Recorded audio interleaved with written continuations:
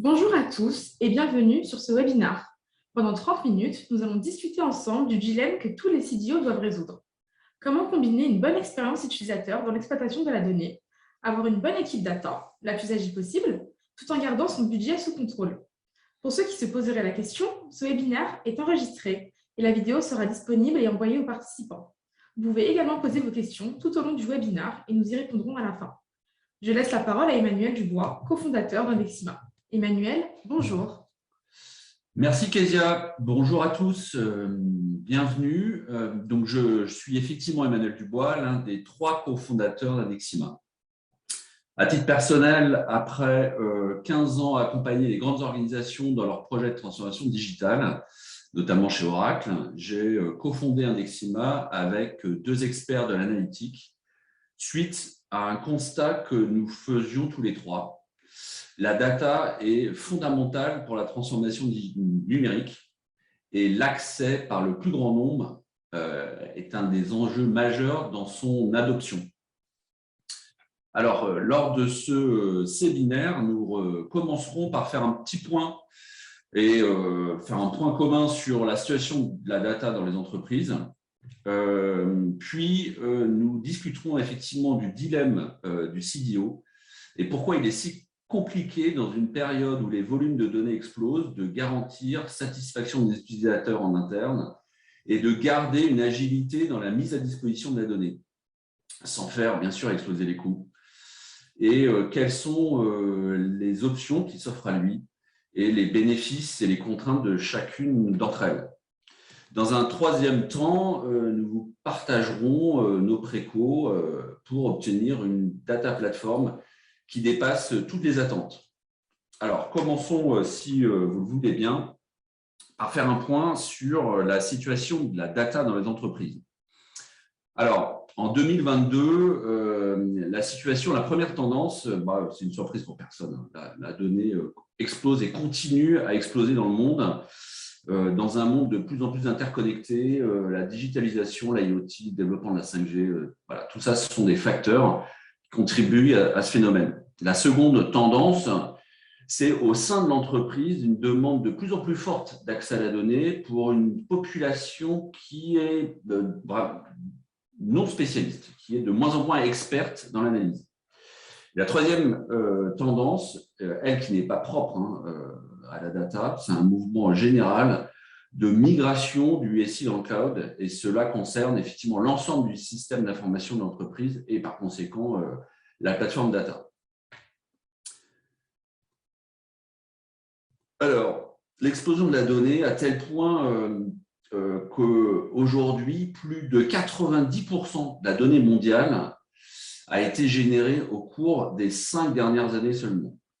Et la tendance continue à s'accélérer. En 2020, nous comptions 50 zeta-octets de données dans le monde. Je ne sais pas si vous savez ce que ça veut dire. Et en fait, ça devrait être multiplié par 3 pour atteindre 163 zeta en 2025. C'est extrêmement difficile d'imaginer la masse colossale que représente 163 zeta de données. Dans le même temps, les entreprises ont beaucoup de mal à analyser toute cette donnée à l'échelle. Un chiffre le montre, 12% de la donnée des entreprises est utilisée pour prendre des décisions. Ceci veut donc dire qu'une partie importante de la valeur n'est en fait jamais exploitée. La seconde tendance concerne l'accès à la donnée. Auparavant, l'accès à la donnée était réservé au top management et souvent à la prise de décision stratégique. Des experts data faisaient le travail d'analyse et transmettaient les résultats aux preneurs de décision. Cette tendance, qui existe encore, a quand même vraiment changé depuis plusieurs années. On passe dorénavant à une donnée qui est utilisée pour prendre des décisions de plus en plus opérationnelles et de plus, son mode de consommation est passé d'un mode asynchrone à un mode de plus en plus self-service pour le plus grand nombre. Il y a donc plus de consommateurs de la donnée dans les entreprises, couplé à une volonté d'y accéder beaucoup plus rapidement. Enfin, la troisième tendance commune à tous, c'est le cloud. Le SI de l'entreprise migre dans le cloud et donc cette migration a pour but et pour principaux bénéfices de réduire le coût de l'infrastructure, d'apporter de l'élasticité dans la capacité à mettre à disposition des serveurs de stockage et du compute de plus en plus rapidement. Bref, ça a permis d'automatiser les tâches du DataOps. Alors, quel est l'impact de l'explosion de la donnée, la forte demande de consommation et la migration du SI sur les enjeux et la réalité opérationnelle du Chief Data Officer? Alors, commençons, si vous le voulez bien, par les challenges du CDO. Alors, au-delà de la définition de la stratégie data qui est propre à chaque entreprise, pour moi, il y a 3 enjeux opérationnels qui se détachent pour le CDO. Le premier, c'est être en mesure de construire une data plateforme opérationnelle qui répond aux enjeux métiers définis dans la stratégie et qui doit adresser la stratégie métier du CDO. Ensuite, c'est faire en sorte que les équipes délivrent des projets data, bien sûr, en temps et en heure. Et enfin, respecter les budgets. On se rend bien compte qu'il doit opérer dans un cadre assez classique où l'enjeu est de construire un ROI en respectant des contraintes financières, budgétaires et temporelles. Alors ça, c'était les objectifs, on va dire, assez haut niveau du Chief Data Officer. D'un point de vue très opérationnel, on peut représenter ces objectifs selon 3 axes pour moi, qui sont assez bien définis et qui ont par nature plutôt tendance à s'opposer entre eux. Un peu de piment, ça ne fait pas de mal, ça serait trop facile. Vous pouvez bien vous imaginer. Alors, le premier axe que tout le monde comprend, c'est l'expérience utilisateur. Alors, ça veut dire quoi? Ça veut dire le but du Chief Data Officer est véritablement d'offrir une expérience de consommation de la data qui soit agréable. Par exemple, lorsqu'un utilisateur consomme sa donnée dans une data vise, on va regarder le temps de chargement des dashboards. Il n'y a pas véritablement de métrique absolue, mais le but, c'est d'afficher la data rapidement. Pour certaines entreprises, rapidement, ça veut dire 30 secondes, pour d'autres, 1 seconde. Chacun ses métriques. Le deuxième enjeu, le deuxième axe, concerne l'agilité. Alors, au-delà de la tarte à la crème, pour moi, l'agilité, c'est véritablement la capacité à facilement et instantanément mettre la donnée à disposition de n'importe quel utilisateur. En fait, plus le data pipeline est simple et automatisé, et plus le Chief Data Officer va remplir cet objectif d'agilité sur ce triangle. Le dernier axe, pas vraiment besoin d'explication, c'est le contrôle des coûts. Et combien cela va-t-il me coûter pour garantir que mes clients et mon expérience client et mon agilité soient au top niveau. Alors, si le CDO arrive à faire en sorte que les 3 pointes de son triangle soient optimisées, on peut dire qu'il aura rempli son contrat. Alors, dans quel contexte le CDO évolue pour remplir ce contrat? En général, on va partir du principe qu'il a à sa disposition une solution de stockage, un data lake, un data warehouse, peu importe, où il est possible aujourd'hui de stocker des pétabytes de données. Parce qu'il est possible et facile de construire effectivement, de stocker de la donnée facilement. Et il a à minima un outil de data vise très simple permettant de designer des dashboards assez sexy, voire très sexy, très rapidement. Dans un contexte où les usages se multiplient, où le volume de données ne fait que grossir, au bout d'un moment, ça mène inévitablement à une dégradation du service pour l'utilisateur. Alors concrètement, un board qui se chargeait en une seconde, avec l'augmentation de la data, va se charger en une minute. Forcément, ça va heurter la pointe du triangle liée à la user experience et d'un point de vue métier, ce n'est pas véritablement satisfaisant. Alors, dans ce contexte, quelles sont pour lui les options pour résoudre ce problème? En fait, on va dire qu'il y a plusieurs options. La première, c'est limiter les usages. Ça se fait plus ou moins naturellement, plus ou moins brutalement. Alors, vous allez me dire pourquoi ce GIF pour limiter les usages? En fait, ça correspond à une restriction d'usage, lui aussi, à Londres. Certaines parties du centre-ville ont été fermées à la circulation, sauf pour les taxis et les transports en commun. Ce qui se fait en fait dans les organisations et comment en fait on limite les usages, eh bien très concrètement, ça veut dire limiter la plage de temps analysable ou bien restreindre la profondeur d'analyse. Pour une entreprise dans le retail, par exemple, ça veut dire ne permettre d'analyser les produits qu'à la maille de la famille plutôt qu'à celle de la référence produit.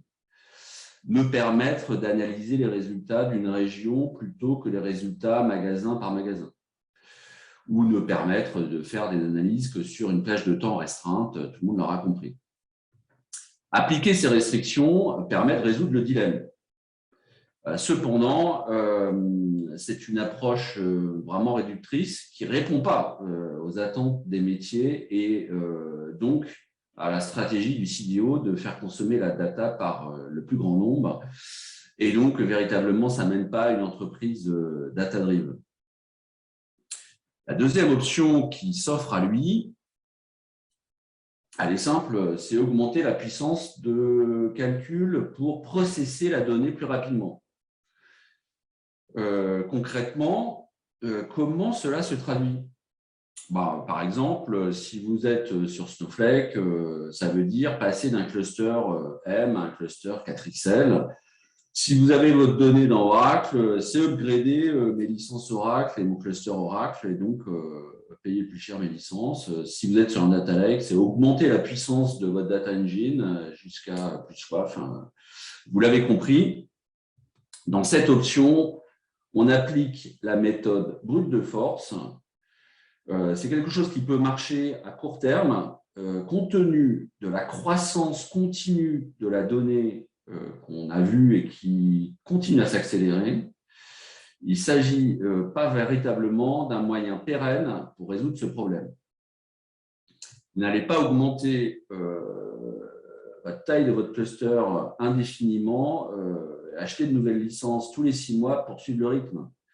La raison, elle est budgétaire, ça va vous coûter vite beaucoup, beaucoup trop cher. Alors, la dernière option qui reste la plus populaire aujourd'hui dans les entreprises, c'est quoi? C'est solliciter vos équipes de data engineers. Ça veut dire quoi? Encore une fois, de façon très concrète, c'est rajouter un layer de data mart entre vos sources de données et votre outil de data vise. Ça semble être la meilleure solution pour résoudre le problème. On n'augmente pas les coûts facilement et on n'affaiblit pas les performances. Mais qu'est-ce que ça veut dire véritablement concrètement? Ça veut dire réintroduire de la complexité manuelle dans une chaîne qui a vocation à être automatisée. Ça veut dire que c'est difficile et c'est même plus possible de garantir une capacité à facilement et instantanément mettre la donnée à disposition du plus grand nombre. Ça veut dire enfin que la donnée doit passer dans une chaîne de traitement qui implique dans 90% des cas des allers-retours entre le business et l'IT et qui prend plusieurs jours, voire plusieurs semaines à processer. Et du coup, votre data pipeline, véritablement, il n'est plus agile. Construire un layer de ce type et devoir le maintenir, ça veut aussi dire staffer, avoir un staffing récurrent de data engineer qui vous coûte cher pour des tâches à plutôt faible valeur ajoutée. Opter pour cette solution vous empêche de travailler agilement. Vous pouvez dire véritablement adieu à vos rêves de self-service analytique. Ça requiert en plus beaucoup de ressources humaines qui consomment vos budgets à des tâches à faible valeur ajoutée. Du coup, on vient de vous présenter 3 options qui existent de façon très concrète dans les entreprises, dans les organisations, et il n'y en a véritablement aucune qui est aujourd'hui satisfaisante. Je ne sais pas ce que vous en pensez. Dans le cas 1, on a une option qui n'est pas satisfaisante d'un point de vue métier. Dans le cas 2, c'est une solution qui coûte beaucoup trop cher. Et dans le cas 3, on perd et l'agilité, et en plus, ça coûte de l'argent, et ça fait fondre les budgets. On se rend bien compte de la complexité de ce dilemme coût, performance, agilité.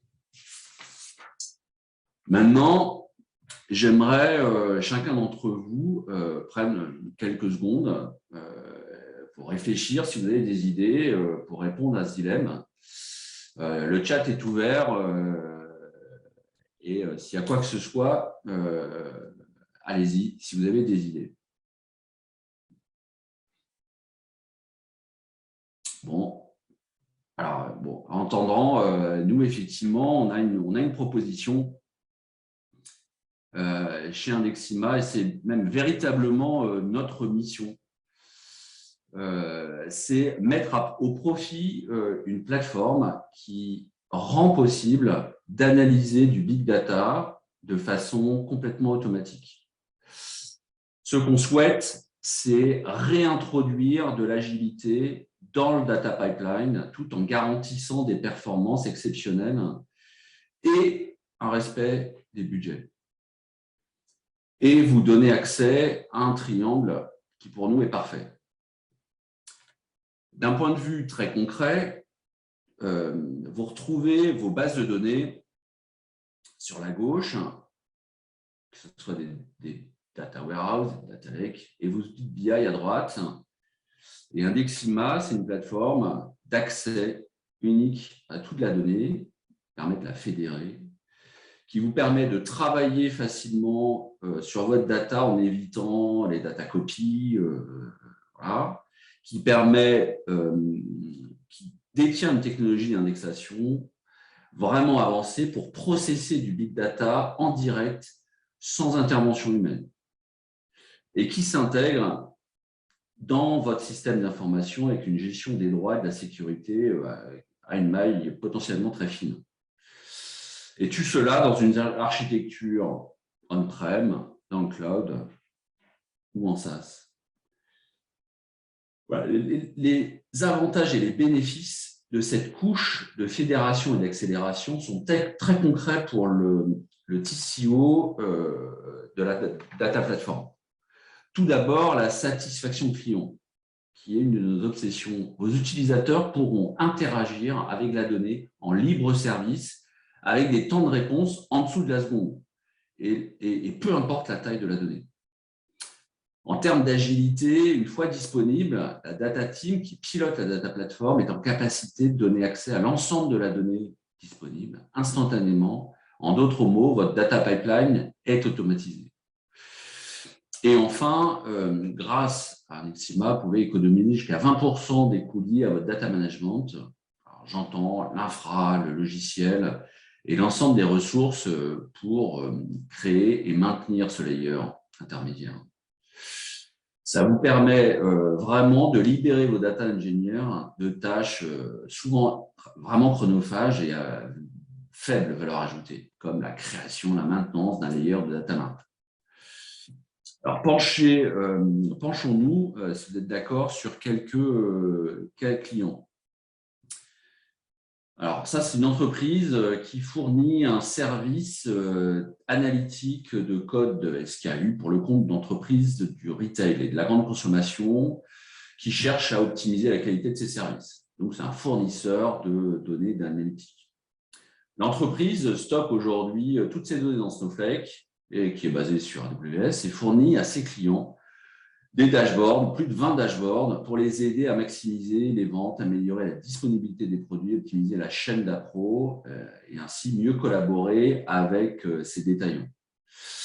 Il y a aujourd'hui plus de 1500 entreprises, essentiellement des produits de la grande consommation, qui utilisent ce service quotidiennement.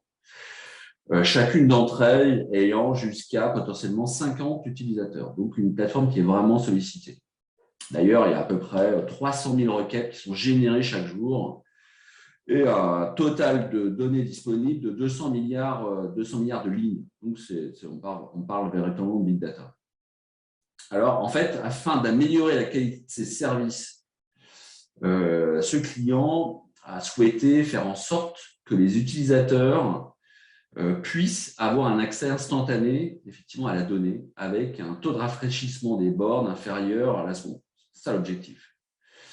Au vu du volume de données qui était très important, elle a d'abord décidé de créer une couche de data mart en complément de Snowflake pour permettre d'améliorer l'expérience client tout en permettant de contrôler les budgets de Snowflake. Cependant, l'entreprise ayant de plus en plus de clients, la quantité de données ne faisant qu'augmenter, cette solution a permis par forcément atteindre ses limites. La maintenance des data mart devenait un véritable casse-tête, demandant des temps de plus en plus importants aux équipes de data ingénieurs et en plus des performances qui n'étaient plus au rendez-vous. Les dashboards pouvaient prendre jusqu'à 10 secondes de temps de rafraîchissement. En fait, la solution, l'entreprise cliente, n'avait plus qu'une solution et c'était d'augmenter les clusters Snowflake et donc de faire en plus exploser le coût total de leur plateforme data. Mettre en place Indexima dans ce contexte a véritablement permis de résoudre ce problème.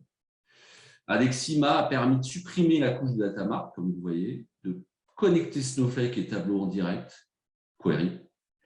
Et ainsi, l'entreprise a constaté une plus grande agilité. La plateforme Indexima permet un accès instantané à la donnée, une expérience utilisateur au top. Les dashboards répondent 200 fois plus rapidement, c'est-à-dire en dessous de la seconde, tout en contrôlant véritablement le coût total de la plateforme. Aucune augmentation de coût à prendre en compte. Deuxième cas d'usage, une entreprise digital native qui fournit des données météo en propre et en marque blanche. L'objectif était d'aider l'équipe de data scientists et data analysts à valoriser le prix de vente auprès des clients B2B et des clients en marque blanche. Dans ce contexte, les données étaient stockées sur un data lake, S3 en l'occurrence, et ingérées dans des cubes Qlik pour être visualisées sur des dashboards Qlik à une quinzaine de data scientists et data analysts qui consommaient, exploraient la donnée toute la journée de façon très intensive, véritablement pareil, du big data de plusieurs dizaines de terabytes à chaque exploration. Ça, c'était l'objectif.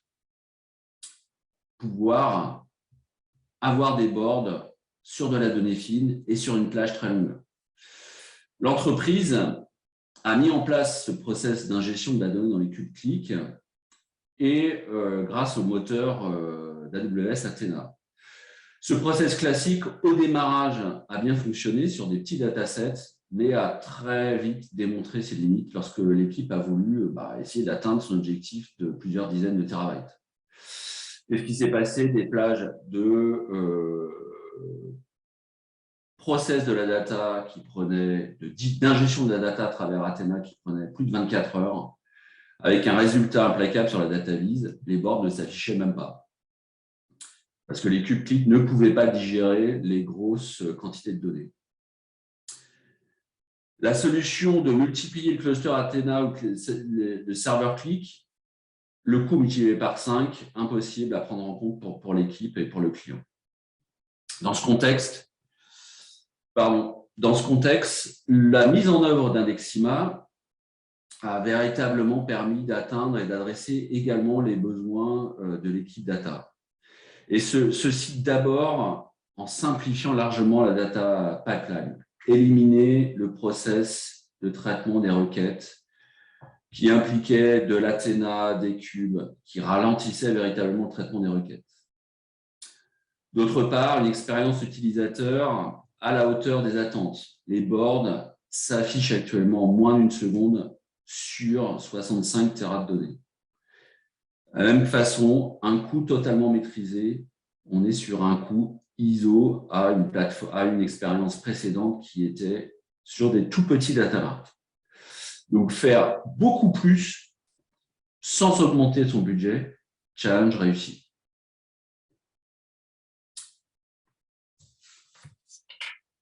Alors, en conclusion, comme on l'a vu, l'un des principaux challenges pour nous, opérationnels du Chief Data Officer, c'est permettre au plus grand nombre de pouvoir accéder facilement et simplement à la donnée. Ça passe par la simplification et l'automatisation des traitements entre la data vise et la source des données. Une des solutions, en tout cas, c'est celle pour nous d'automatiser. Et ce, grâce à l'innovation apportée par des solutions comme Indexima, dont la vocation est véritablement d'automatiser les tâches à faible valeur ajoutée du data engineer. Et comme on l'a vu, pour le plus grand bénéfice et des utilisateurs à qui on peut offrir un service de self-BI et une maîtrise et un contrôle des budgets. Merci beaucoup à tous. J'espère que ça vous a éclairé. Merci Emmanuel. Si vous avez des questions, n'hésitez pas à les poser à travers le chat. D'ailleurs, nous allons prendre la première question. Bonjour, avez-vous présenté deux use cases, excusez-moi, vous avez présenté deux use cases dans des contextes de très grosse volumétrie de données. Quel ROI peut espérer une entreprise qui travaille sur des volumes de données plus raisonnables? Merci. Je te laisse répondre, Emmanuel. Oui. Alors, effectivement, on a présenté des cas d'usage qui sont sur véritablement du big data. Alors, chez nous, chez Indexima, on a des clients qui démarrent à partir de 10 millions de lignes. C'est véritablement du small data. Nous, les cas d'usage et les besoins du client auxquels on répond, c'est véritablement la perf et l'automatisation. Je ne vous cache pas que les cas d'usage à faible volumétrie ne sont pas la majorité. On travaille plutôt sur des cas à partir de plusieurs centaines de millions de lignes et bien sûr de plusieurs milliards ou dizaines de milliards. Donc, il n'y a pas véritablement de loi. On va dire que les cas à très faible valeur ajoutée sont plutôt des cas très spécifiques de cas d'usage très complexes auxquels on répond. Je ne sais pas si ça a répondu. Très bien. Nous allons prendre la deuxième question. Ayant déjà vu à l'œuvre votre produit et validé son efficacité, je me pose néanmoins quelques questions sur des cas d'usage plus spécifiques, lorsque plusieurs sources hétérogènes sont mises en œuvre, par exemple. Alors, effectivement, merci pour cette deuxième question. On a effectivement des cas d'usage avec plusieurs sources de données qu'on est en mesure de combiner pour l'exposer de façon ultra rapide à nos clients. Donc, c'est le côté fédération apporté par Indexima qui permet de combiner et d'exposer plusieurs sources, une table de faits sur une source, une table de dimensions sur une autre.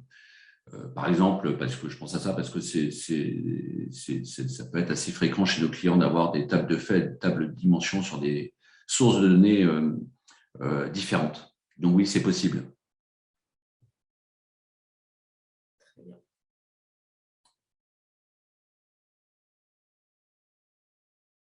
D'autres questions?